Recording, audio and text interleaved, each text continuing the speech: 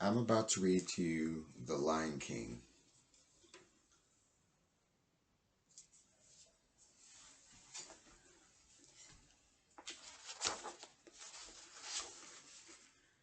The sun came up over the African plain, hot and brilliant, just as it had done since the beginning of time. Today, the first rays of the morning sun fell on an astonishing sight across the vast pride lands. Animals moved in great herds, heading for a single destination. Elephants plodded steadily, antelope leaped through the grass, giraffes loped, cheetahs raced, ants marched in a single line, while huge flocks of flamingos winged across the sky. They were all journeying to the Pride Rock to celebrate the birth of the king, Mufasa's son.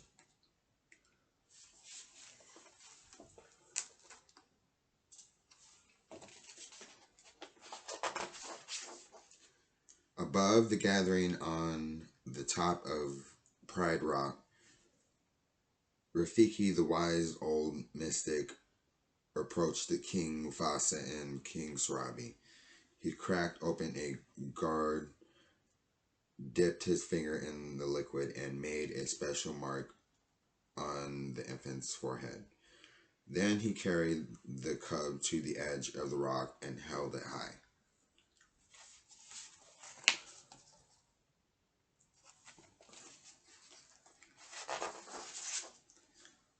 A loud cheer rose from the plain. Elephants trumped, monkeys screeched, zebras, rhinos, and a host of other animals stamped their hooves. Then a hush fell over the gathering. Together, the animals of Mufasa Kingdom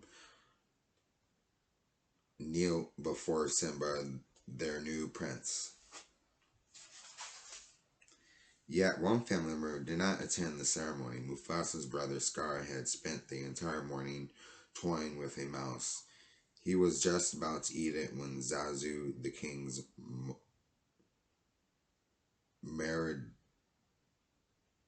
Mordomo, appeared.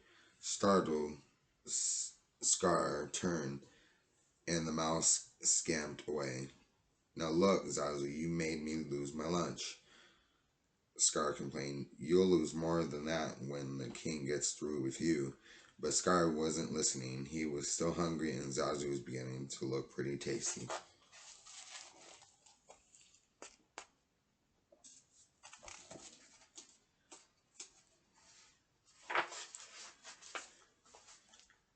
Scar pounced, but before he had time to eat Zazu, a voice commanded, "Drop him."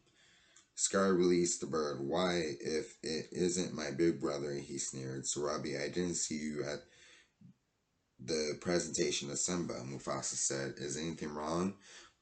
"That was today," Scar said. "Oh, I feel simply awful. It must have slipped my mind." "Well, as slippery as your mind is, you are the king's brother," Zazu reminded him.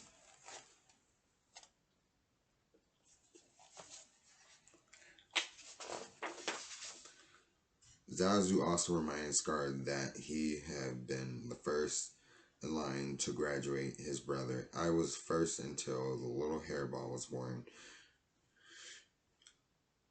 "That hairball is my son," Mufasa reminded him, "and your future king. I shall practice my courtesy," Scar said.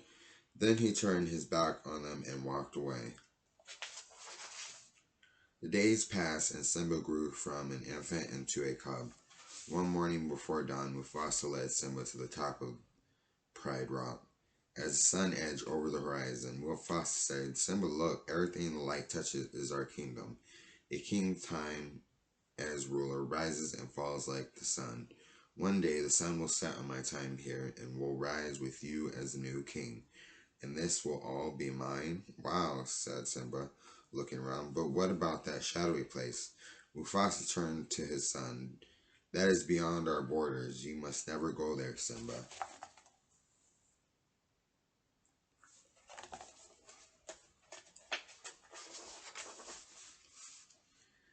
As they wandered away from Pride Rock, Mufasa said, Simba, everything you see exists together in a delicate balance. As king, you need to understand that balance and respect all creatures because we are all connected in the great circle of life. The young cub tried to listen, but a grasshopper caught his eye, and he chased after it.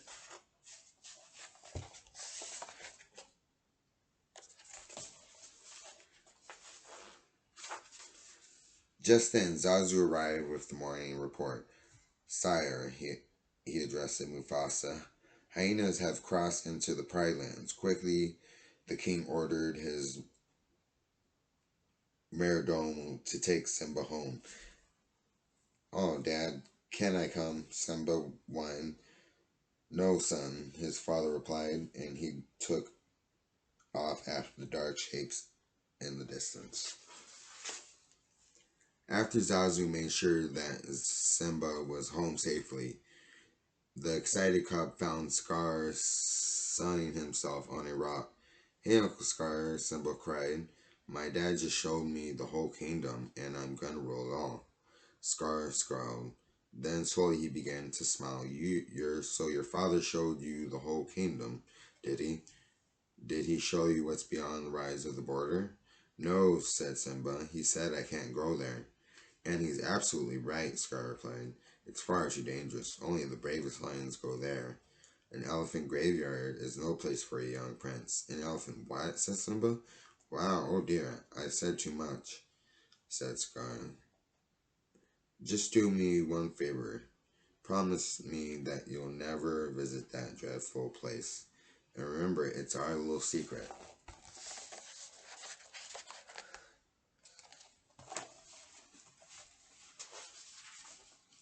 As Scar backed away, Simba stared at the distant spot over the horizon. He had no idea that Scar had cleverly set a trap to rid himself of the future king forever. Simba knew that he would be disobeying his father if he went into the elephant graveyard, but he hadn't. Uncle Scar said that only the bravest of lions dared venture there. Wouldn't Dad be proud of such a brave cub? Thought Simba.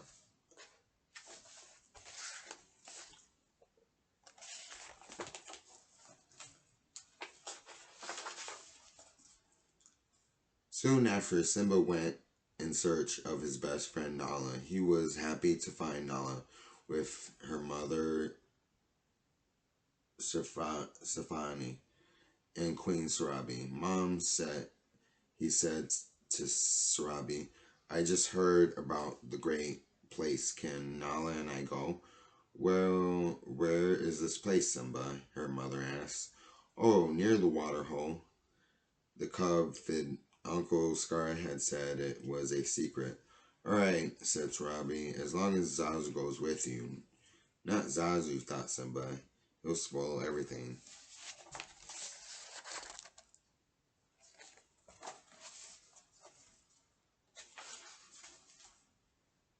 As Zazu led the way, Simba whispered to Nala, we've got to ditch him.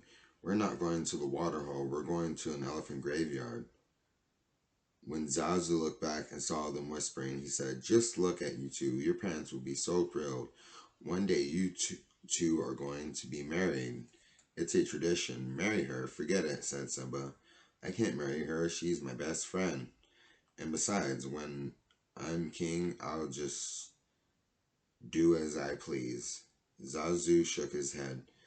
With that attitude, you'll be a pretty pathetic king.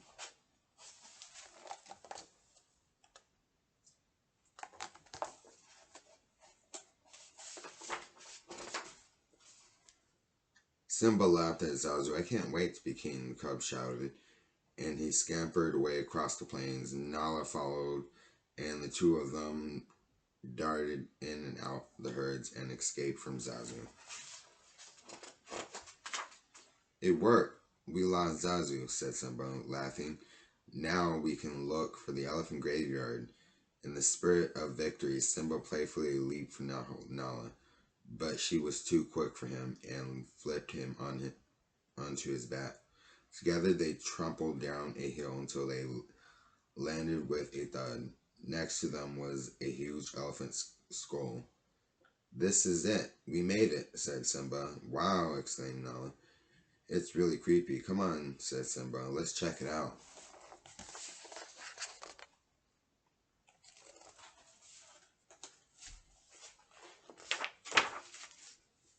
Before they could climb into the skull, Zazu caught up with them.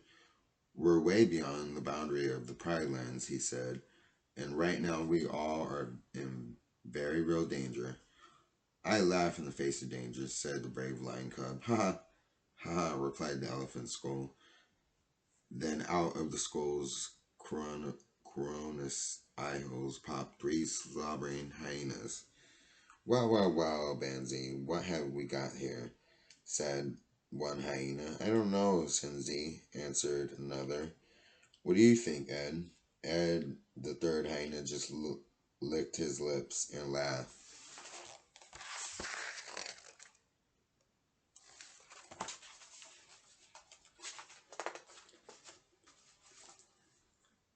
Burying their fangs in wide grins, the hyenas crept toward the trespassers.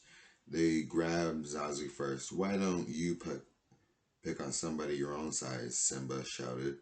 The hyenas dropped Zazu and raced after the cubs. When Shenzi threatened Nala, Simba swiped his claws across the hyena's nose.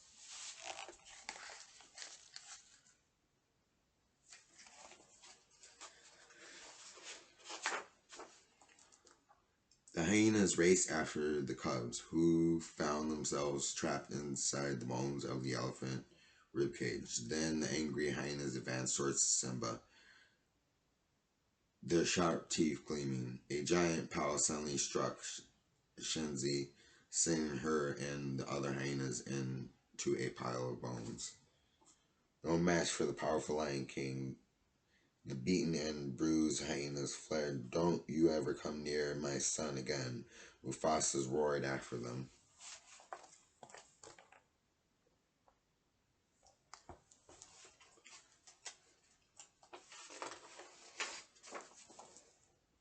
Zazu Mufasa commanded, "Take Nala home. I have to teach my son a lesson." As Simba approached his father, Mufasa said, "Simba, I'm very disappointed in you. I was just trying to be brave like you, Dad." Mufasa tried to smile. "I'm only brave when I have to be. Simba, being brave doesn't mean you go looking for trouble." Overhead, stars began to dot the evening sky. Simba looked at his father and said, "We'll always be together, right?" "Simba, let me tell you something my father told me. Look at the stars. The great kings of the past look down on us from those stars. They will always be there to guide you. And so will I."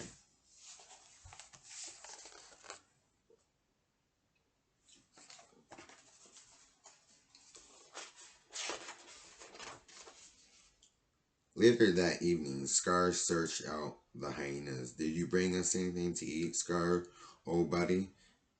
Benzi asked. "You don't really deserve this," said Scar, tossing them a chunk of meat. "I practically gift wrapped those cubs for you, and you couldn't even dispose of them." "What were we supposed to do? Kill Mufasa?" said Benzi. Precisely," answered Scar. As the hyenas ate ravenously, Scar thought of another plan. This time there would be no escape for Simba or for his father.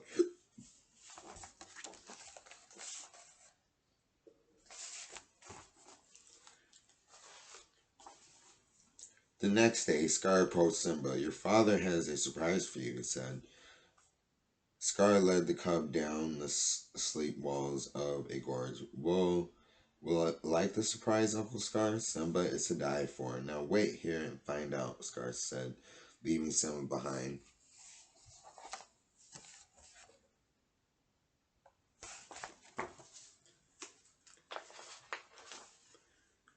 Not far from where Simba waited, a herd of wild beasts grazed not far from the herd. Three hyenas waited too. They were waiting for a signal from Scar. Shenzi saw him first. "There he is. Let's go." The hyenas ran towards the wild beasts, sensing danger.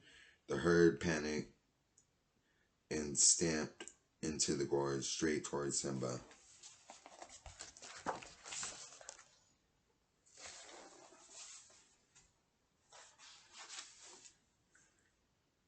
Nearby, Mufasa and Zazu noticed the dust rising from the gorge. Mufasa, scarred, yelled, appearing from behind a rock. Quick, stampede, Simba's down there.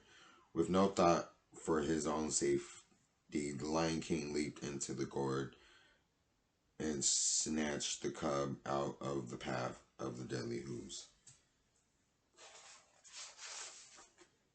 Mufasa jumped on a rocky ledge and set Simba down. Suddenly, Mufasa felt the rocky wall crumble beneath his paws.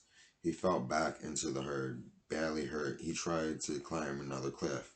Looking up, he saw Scar. "Brother, help me," Mufasa pleaded. Scar leaned toward Mufasa and pulled him close. "Long live the king," he whispered. Then let go. Mufasa lost his grip and disappeared beneath the mass of the moving animals.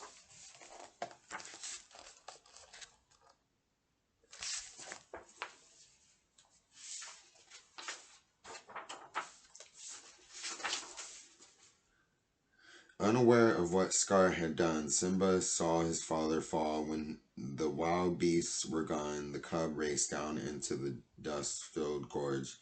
There Simba found his father.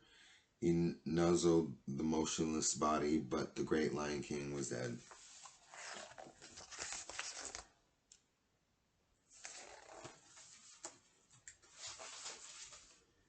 Scar appeared beside Simba. "What have you done?" he said. "He tried to save me," the cub answered. If it weren't for you, your father would still be alive," Scar snarled. "Run away, Simba. Run away and never return." Confused and heartbroken, Simba began to run. He did not see the hyenas join Scar or hear his uncle give the order to kill him.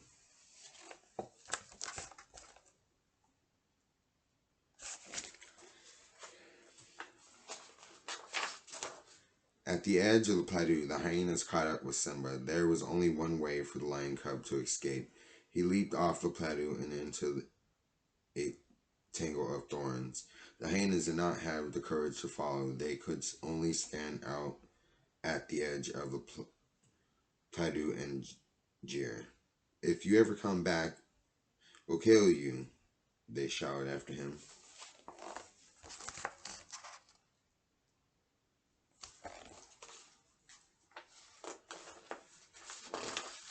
Certain that Simba had been killed, Scar returned Pride Rock with news. Mufasa died a hero. Scar solemnly announced he gave his own life to save his son, but Alawas both are dead. Sarabi, Nala, and the other lions began. Scar slowly ascend Mufasa's throne. "It is with a heavy heart that I become your new king," Rafiki, shaking his head in disbelief, watching from a distance.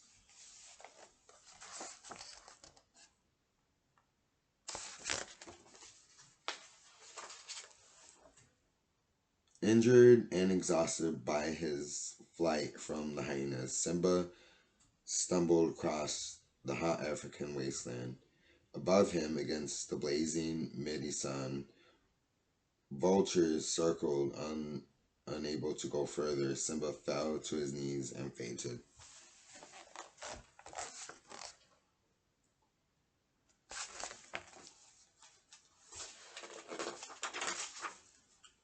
When Simba opened his eyes again, the burning sun and the vultures were gone, but a meerkat and a warthog were standing over him. "You okay, kid?" said the meerkat. "You nearly died," said the warthog. "We saved you. Thanks for your help," Simba replied. He stood on wobbly legs and started to leave.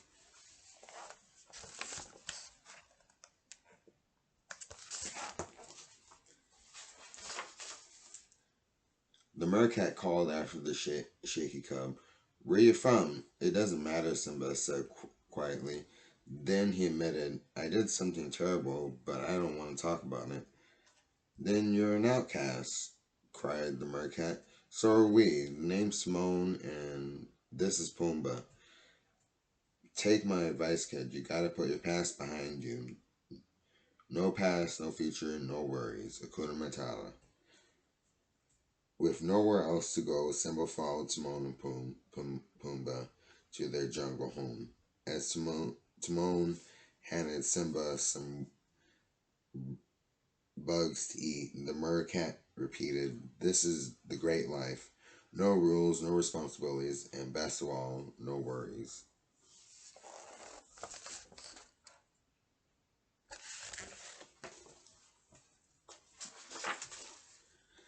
Time passed.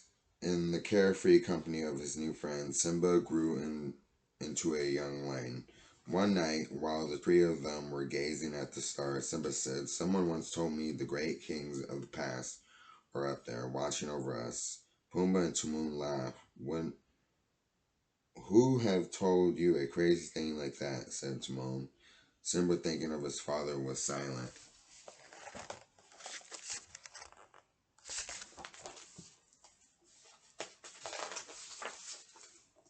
The next day, as Simba was wandering through the jungle, he heard his friends shout for help. Simba hurried toward the sound. Pumbaa was caught beneath the trunk of a fallen tree, and Timon was trying to protect him from a hungry young lions.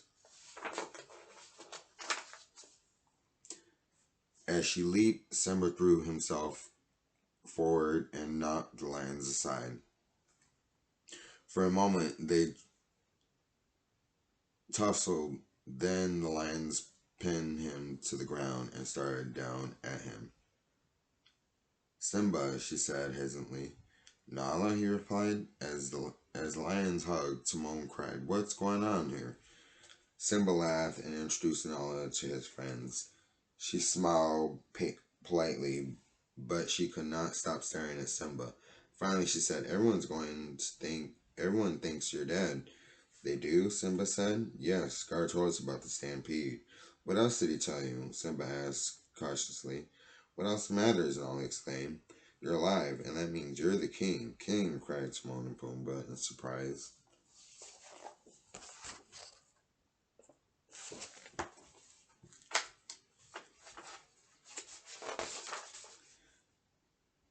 Excusing themselves, Simba and Nala strolled into the jungle. "Scar let the hyenas take over the Pride Lands," Nala said. "Everything's destroyed. There's no food, no water." "Simba, if you don't do something soon, everyone will starve." "I can't go back," he insisted. Nala did not understand why Simba refused to accept responsibility and help the Pride. "What's happening to you?" she asked. "You're not the Simba I remember." "You're right, I'm not," he said. "Now, are you satisfied?" Before he turned to leave, Simba added angrily, "Listen, you think you can just show up and tell me how to live my life? You don't even know what I've been through." Nala called after him, but Simba ignored her. That night, while the others slept, Simba sat on a rock and gazed up at the twinkling sky. "I don't care what anybody says," he said out loud. I won't go back. What would it prove anyway? It won't change anything. You can't change the past." Then Simba heard a strange sound somewhere in the jungle. Someone was chanting in a sing-song voice, as if from nowhere. The bent figure of a old baboon appeared. "Who are you?" Simba asked, slightly annoyed. "The question is, who are you?" said the baboon. Simba thought for a moment, then sighed. The old baboon said, "I know your father." "My father is dead," Simba replied. "Nope," said the baboon. "He's alive. I'll show him to you. Just follow Rafiki. He knows the way." The old baboon led Simba to a clear, smooth pool. "Look down there," Rafiki advised. In the pool, Simba saw only his reflection. Look harder, the baboon insisted.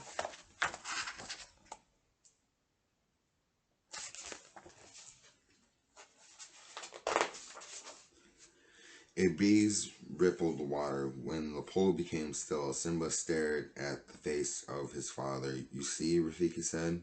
He lives in you. Simba heard a voice call his name, and he looked up and saw the image of his father in the stars. Look inside yourself, Simba, said his father's image. You are more than what you have become. You must take your place in the circle of life. Remember who you are. You are my son and the one true king. Remember, the vision faded. Simba remained alone, thinking.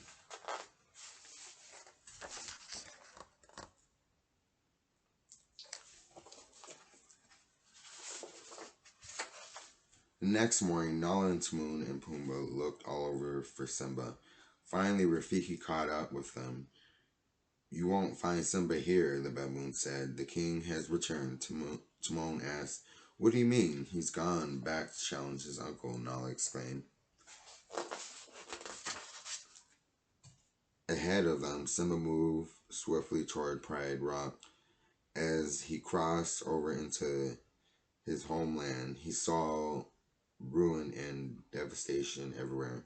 For a moment, Simba hesitated. Then he left a fresh wind and saw rain clouds gather on the horizon. With renewed hope, he continued his journey. Soon, Nala joined him, as did Pumbaa and even Timon. As they approached Pride Rock, they saw some hyenas. Pumbaa and Timon stared behind the divert of the pack. Nala went to find the lions, while Simba forged on alone in search of his mother.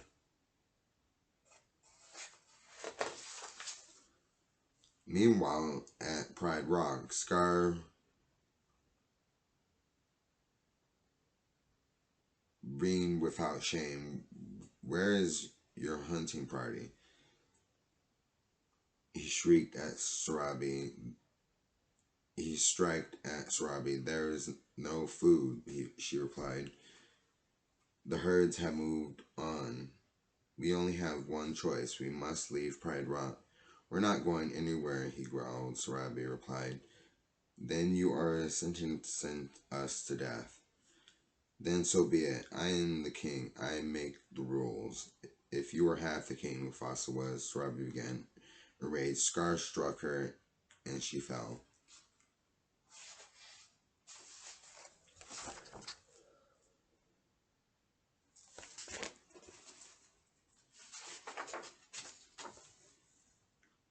A tremendous roar echoed among the rocks. Scar whirled and saw a great lion before him. Mufasa, he said, gasping. No, it can't be. You're dead. Weak and delirious, Scar backed away from the ghost. What do you want? He cried. Why are you here? Go away. Go, leave me alone. Although many years had passed, Robbie still recognized her son. Simba, she said quietly, You're alive. Simba, Scar exclaimed. Then he glared at the hyenas, who had failed to kill Mufasa's boy. This is my kingdom, Simba proclaimed. Step down, Scar. Scar laughed. Well, I would, of course, but there is one little problem. He gestured toward the hyenas. Quickly, the hyenas swarmed over Simba. Enough, Scar finally cried. The hyenas drew back, providing a clear path for Scar to approach Simba, who struggled to avoid falling to his death. Scar sneered. Where have I seen this before? Oh, yes, I remember. That's just the way your father looked before I killed him.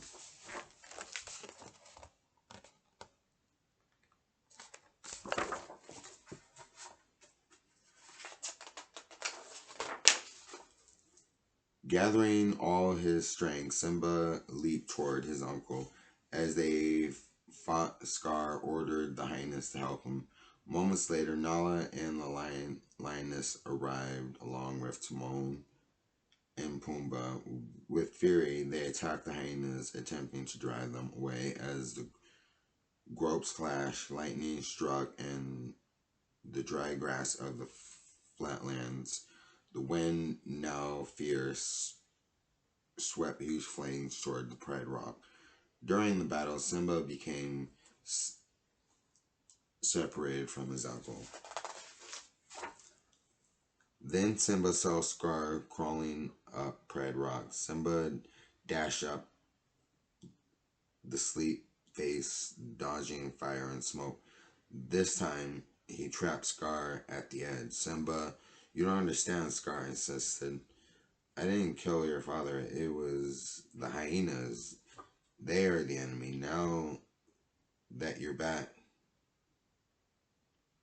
together we can defeat them. Run away, Scar, Simba commanded, repeating the advice his uncle had once given him. Run away and never return.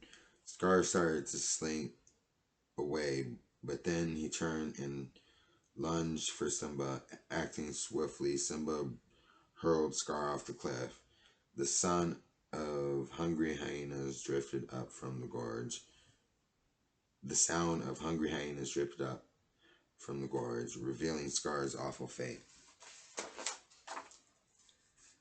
As rain began to fall, Simba climbed the top of Pride Rock. Then the clouds parted, revealing a star-filled sky. Simba roared trumpetly, and all who heard him reeked with joy. Soon, under the rule of a wise and brave king, the Pride lands flourished. The herds returned to gaze, and food was plentiful once again.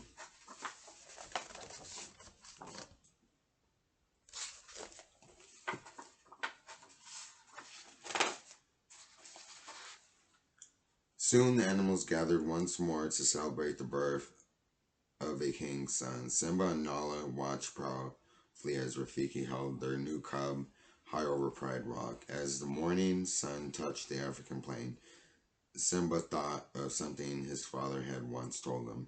A king's time as ruler rises and falls like the sun. One day the sun will set on my time and rise with you as a new king. Someday Simba would pass these same words to his own son, continuing the unbroken circle of life.